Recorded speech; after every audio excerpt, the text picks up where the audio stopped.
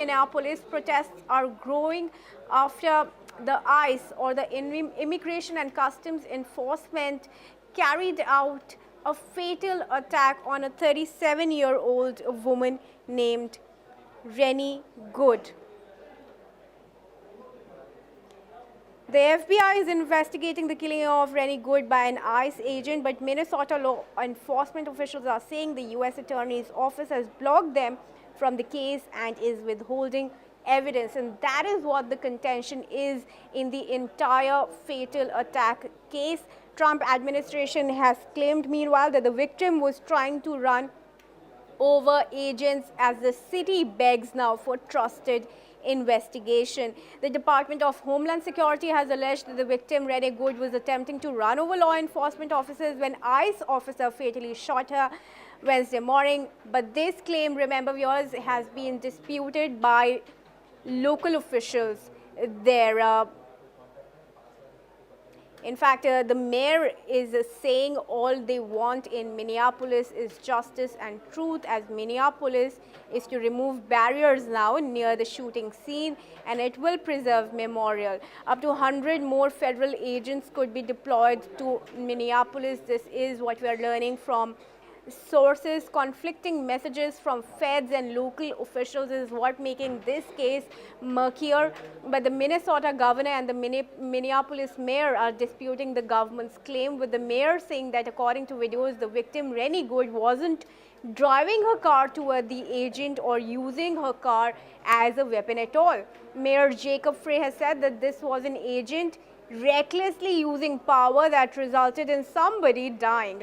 And I want to request Meher to join me back in the discussion here and tell us about the contentions that persist over this case. What are the protesters saying, and what is the mayor and the leader of Minnesota arguing?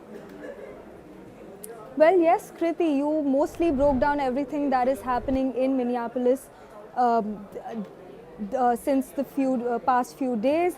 And let's break down what happened. So on January 7th, the ICE agents from the Special Response Team, the SRT, they were conducting an operation at the Portland Avenue. Now, Rene Good, who is a 37-year-old mother of 3 children, was in her SUV nearby. Now, when two masked agents, they approached her vehicle with weapons drawn. Now, as Good attempted to maneuver her car away, an agent fired 3 shots into the driver's side window. Now, the vehicle crashed shortly after. And giving a brief to our viewers about who she was. Now, Rene Nicole Good, she was 37 years old, a mother of 3, and she was also a poetess. Now, Secretary of Homeland Security, Kristi Noem, and the Vice President of United States, J.D. Vance, has called this move domestic terrorism, and they've claimed that Good used her car as a deadly weapon to ram the ICE officers in the region. Now, Mayor Jacob Frey has stated that video evidence, which to be noted, which is not out there for the public, shows that she was not driving towards the agent or using her car as the weapon. Now, on the contradictory, these are comments from Mayor Jacob Frey.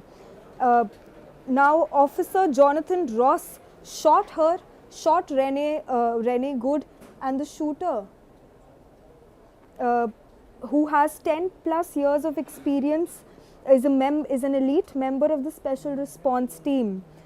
Now, a background on this shooter. In June 2025, Ross was dragged by a vehicle during a different arrest that has resulted in 33 stitches for him.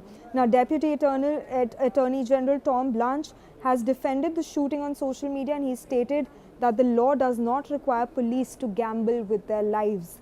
Now, Governor Tim Walz has authorized the National Guard to be staged, calling him a federal exclusion, extraordinary, and a threat to the Republic.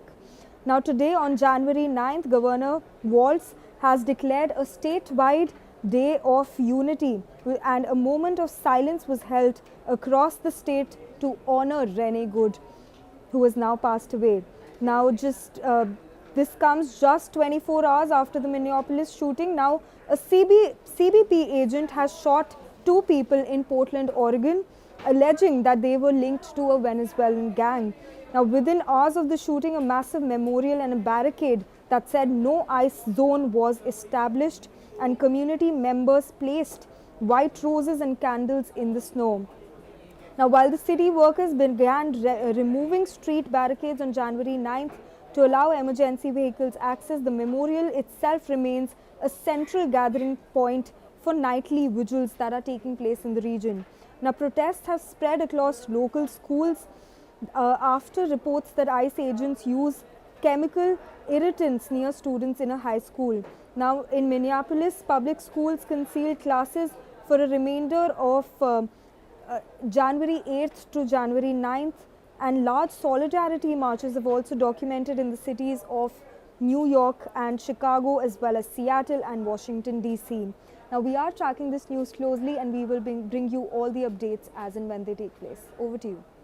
Indeed. Thanks very much, Meher, for filling us, and our viewers for all those updates. Viewers, those are the top stories that broke out today. We continue to give you minute-by-minute update. For now, that's all the time that we have on Newsroom. Thanks for watching NewsX World for all international news and updates.